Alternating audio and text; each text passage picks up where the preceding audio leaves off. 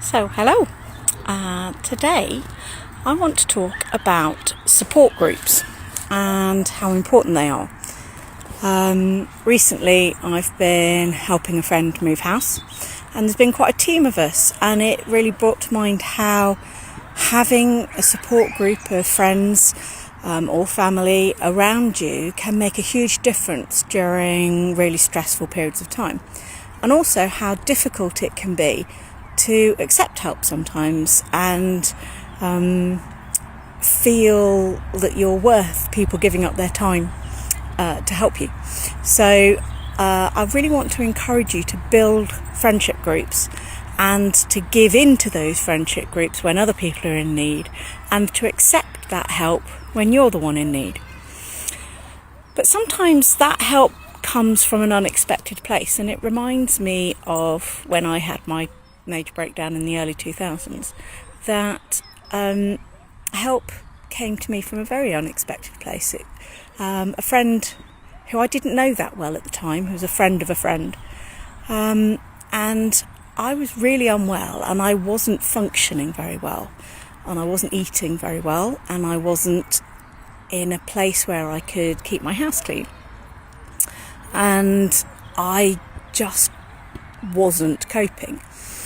And she just started coming round to my flat after work, and she'd come in and she'd do a bit of cleaning, do a bit of washing up, make sure I had something to eat, chat a bit if I wanted to chat, but not asking anything from me, not asking any deep questions.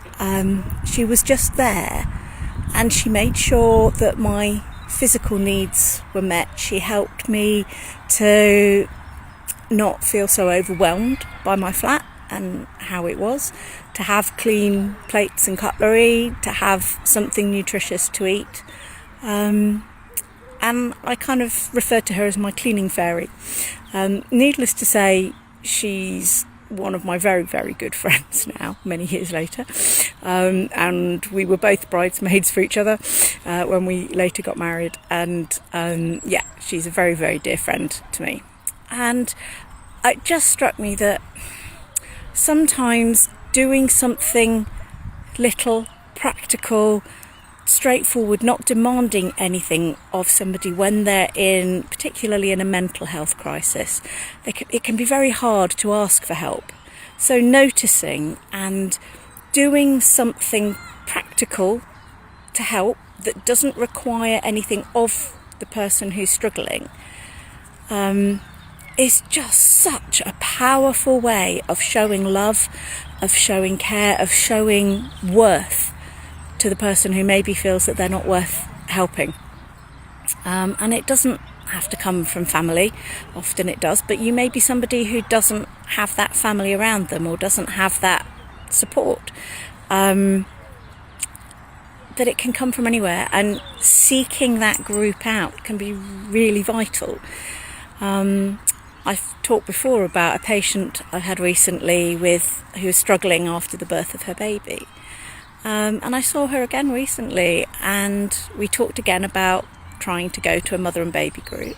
And I remember finding that really hard when I had postnatal depression. And she was just like, but I find them so cliquey, I can't do it. And I said, well, babies are portable. Maybe you do something different. Maybe you do something that works for you, a walking group or something else. But find what works for you, and find that support network for you.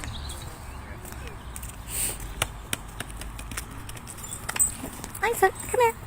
Come here. Good boy. Isaac!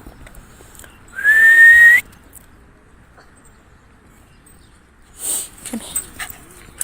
There we go, there's my support network going off for a run because somebody's walked past with a ball. So find your group, find your tribe, and think of it a bit like a bank.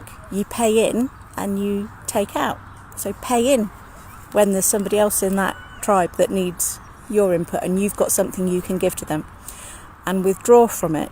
Be prepared to withdraw from that bank when you're the one who needs help, and say, I need some help, and let people help you, let people love you. Let people show that you are worth loving and worth helping. All right, take care. Speak to you soon. Bye now.